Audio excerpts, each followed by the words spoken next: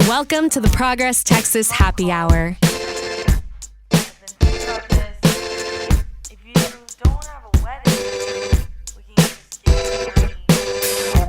Welcome to the Progress Texas Happy Hour. I'm Advocacy Manager Reagan Stone.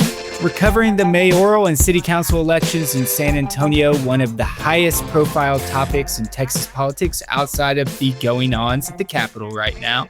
And it's in one of Texas's most dynamic and important metros. A military hub, a tourism hotspot, and of course known for its important Texas history as well. Remember the Alamo, of course. The city is growing fast, and the future of San Antonio is central to its next choice of leadership, representative of change also across the entire Lone Star State. Welcome to the show, Councilmember Melissa Cabello Havrda. Thank you so much, Reagan. Thanks for having me. And of course, we said council member. She's representing District 6 in San Antonio, and we're going to learn a little bit more about that district. She's, of course, also one of the mayoral candidates. And, of course, as we noted in the intro, we're trying to amplify those that have progressive values. And as we get started, will you tell me a little bit about how you got into the city council and, of course, what you've been doing over in District 6? Sure. Thank you again for having me. I am born and raised in San Antonio. I'm really proud of that. I'm really proud that I represent actually the area where I grew up. So these communities that influenced me and helped raise me, I now get to give back to my community by representing them. So I represent District 6, as you mentioned, which is west side of San Antonio, west and far west.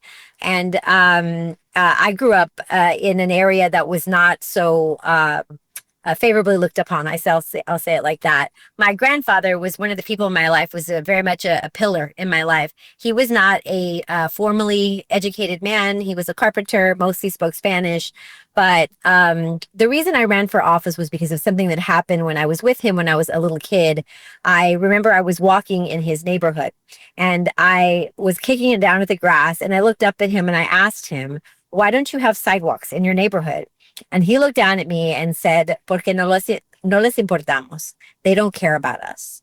And in that moment, I didn't really know why, but I was pissed. I mean, I didn't understand what exactly it meant, but I knew that this person that I thought so highly of felt like he didn't matter to this city. So growing up, I'm an attorney. I got my undergraduate in law degree from St. Mary's. I got an MBA from UTSA, and always thought that I was going to use that fight and that spark for marginalized communities. And that's what I do. I'm a disability attorney, so I help our special needs community.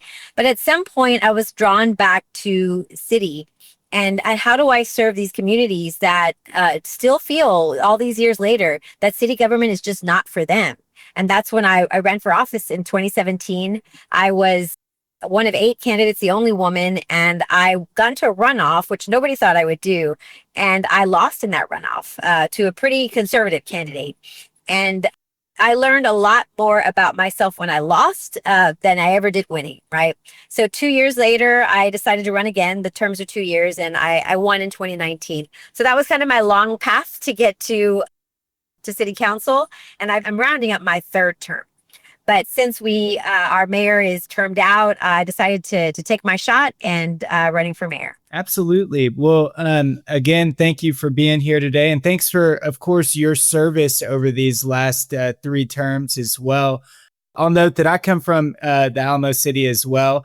Many of our listeners, they might not know that don't come from San Antonio, that it's a very diverse city, but also extremely segmented in different areas of town. And so, while San Antonio is the 7th most populated U.S. city, being the mayor of one of those Texas major cities is a very high profile job, of course. And one of those that comes with a statewide and even national profile. Give us your overall of what issues aren't just local to you and how you will meet those issues on a statewide or even national scale. So I'm running on 3 pillars. The first is that City Hall should work just as hard as you do. Going back to my grandfather, people are out there working, going to school, running their businesses, raising their families. And we at City Hall should be focused on the things that they can't always be. Not just the things that you look at when you look out your front door, that's local government, right? Your streets, your drainage, your sidewalks, all that is so important, and I do very much focus on that.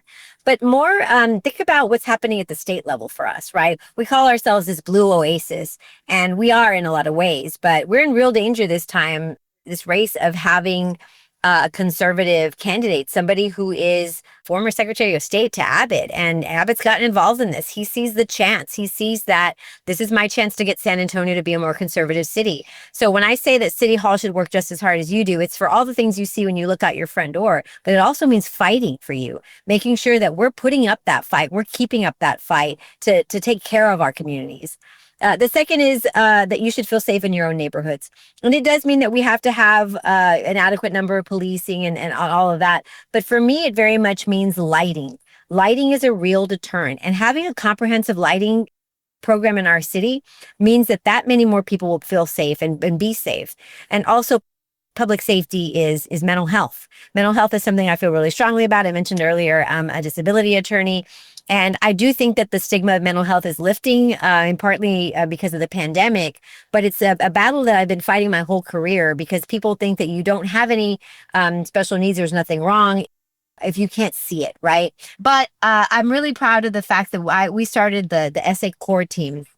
So when we got COVID dollars, we spent, I chair a public safety committee, and $26 million of that was given to me to steward, those dollars within the community regarding public safety. Every single dollar of that went to mental health.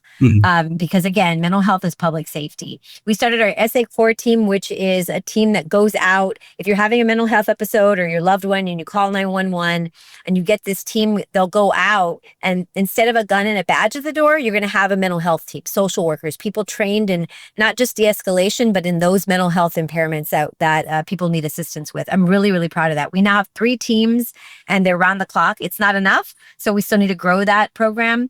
But we started with one team that was only 9 to 4, so we're working on it. Lastly is that we should create opportunities right here at home. We do a great job of rolling out the red carpet for big companies that want to come to San Antonio. The big corporations from out of, not just out of a state, but out of the country. And we give them tax incentives. We give them, utility breaks. We give them the infrastructure. But if you're a small business owner and you want to grow your business maybe to the lot next door or across town, we do exactly nothing for you. So these big incentives that we give to big companies, we should also give to our mom and pops, to our small businesses.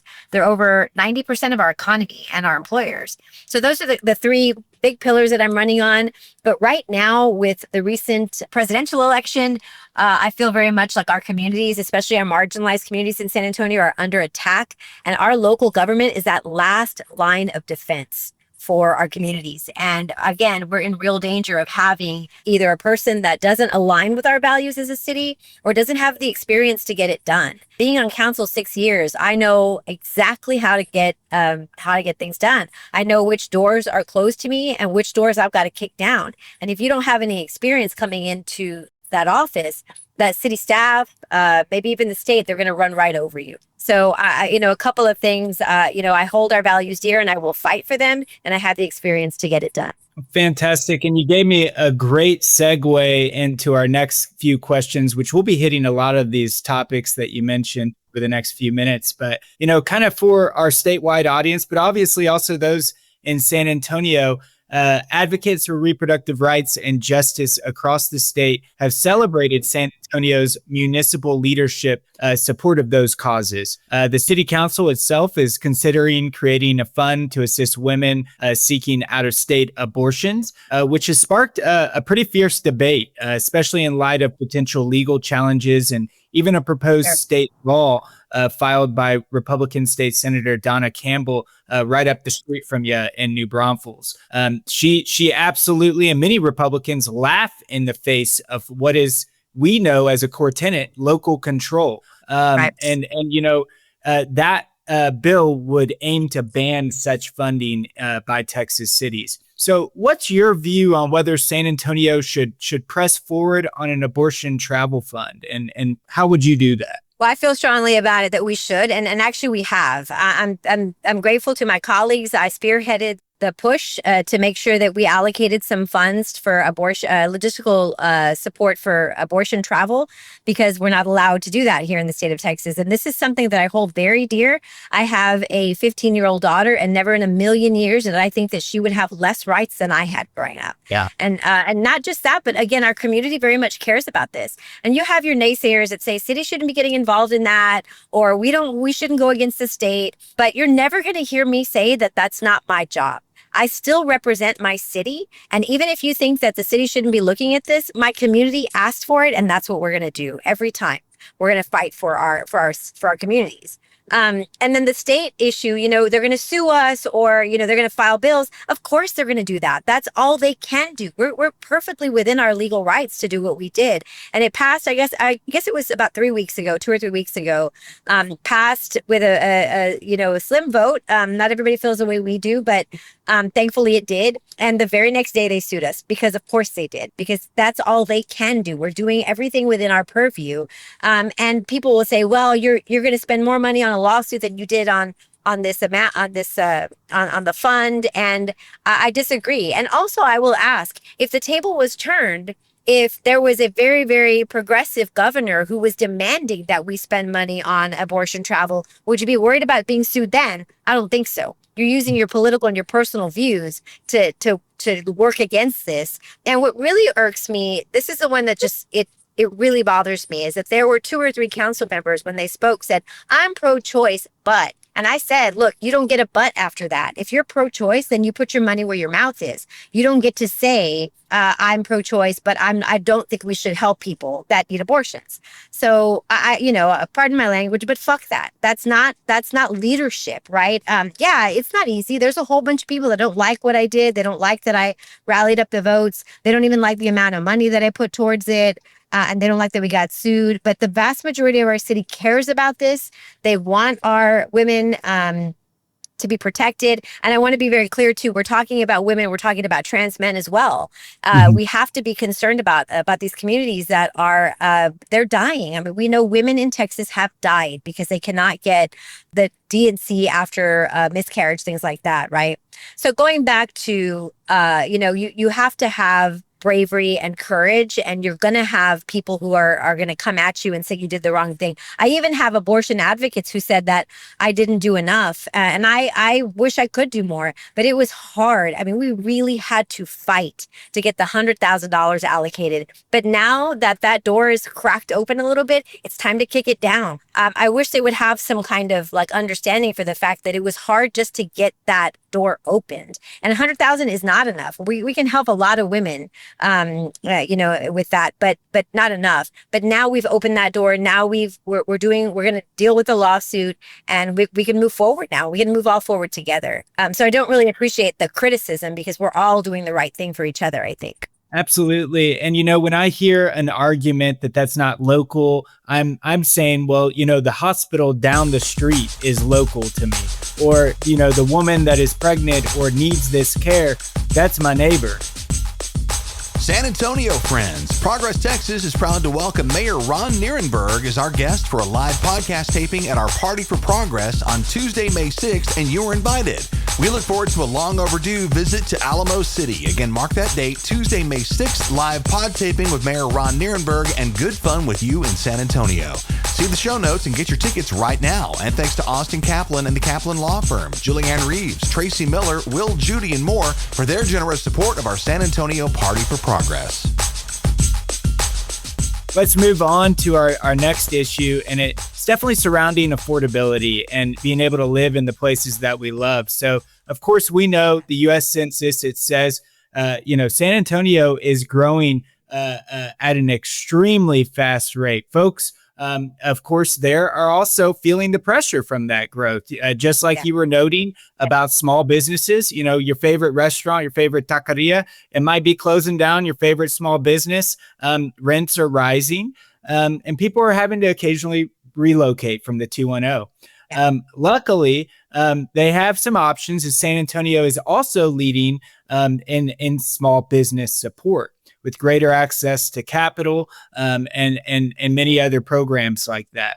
However, we've seen some studies showing that despite the economic growth, not all the residents are feeling the effects, and San Antonio has some of the most, as we noted at the beginning, socially stratified and poorest residents of such a large city. If you were elected mayor, how would you create more housing options and, make living in San Antonio more affordable? Yeah. So there's actually a lot of opportunities for that. I think, we over and over, we see people that grow up here. And like you said, they've got to leave the 210, or they maybe move to a community right around us because they can't afford to live in our city. That's not something I understood growing up. San Antonio was always, that was the attraction, as we're a very affordable city, not just in housing, but in a lot of other things. And the world is sort of catching up with us, right? We're there. Our little isolated bubble of affordability is starting to kind of dissipate somewhat. So we have to be protective of it. Number one, I'll talk about a couple of things. One is our unhoused community, right?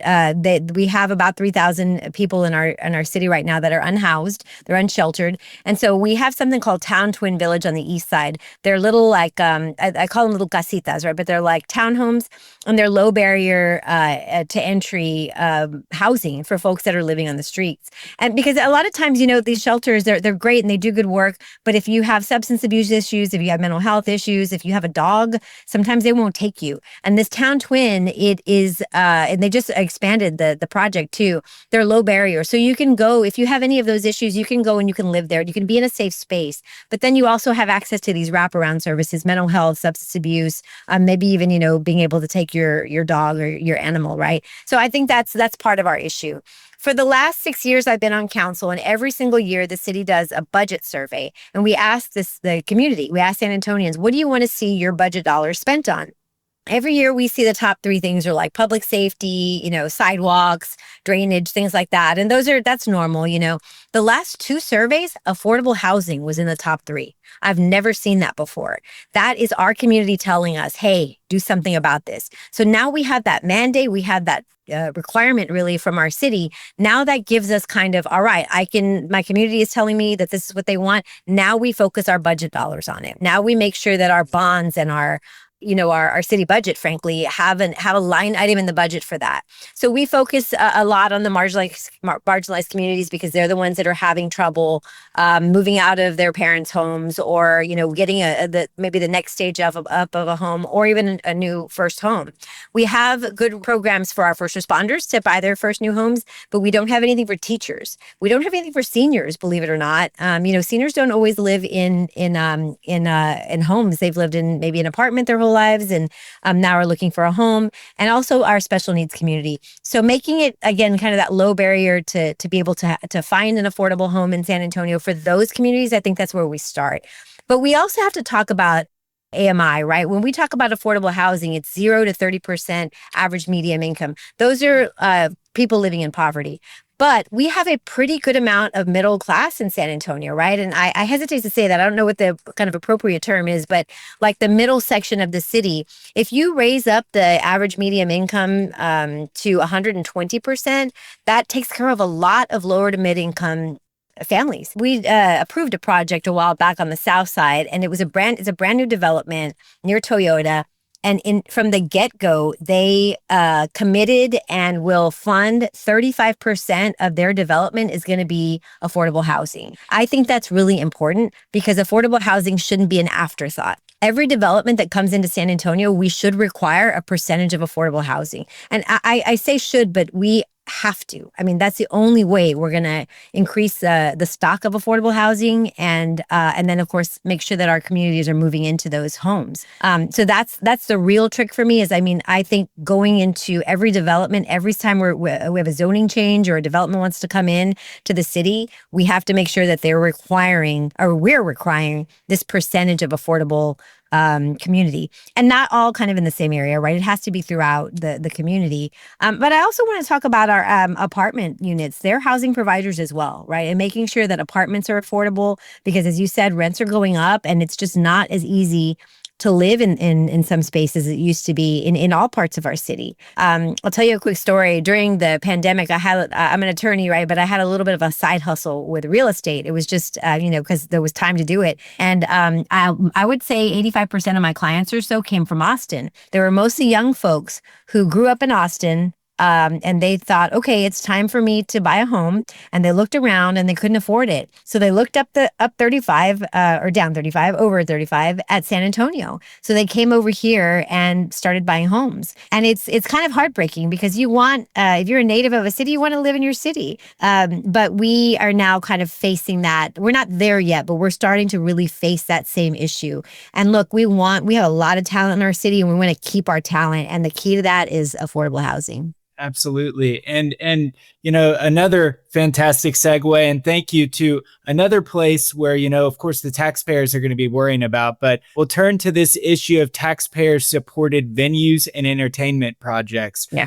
This will resonate with all of our city listeners. Our DFW listeners will know the controversies that surrounded Jerry World, and those in Houston are asking what should happen to the Astrodome. So for San Antonio, taxpayers in the past have financially supported the Alamo Dome and the Frost Bank Center, formerly known when I was there as the AT&T Center. But now there's a proposed multi-billion-dollar sports and entertainment district that includes plans for a new Spurs arena. Of course, go Spurs, go. But there's a lot of controversy around this project, Marvel, a plan that's not universally popular. And a UTSA poll said that only 41% of voters supported it and 36% they don't want it. Yeah. Central to this issue, tell us about San Antonio's Project Marvel and your position on it. Yeah.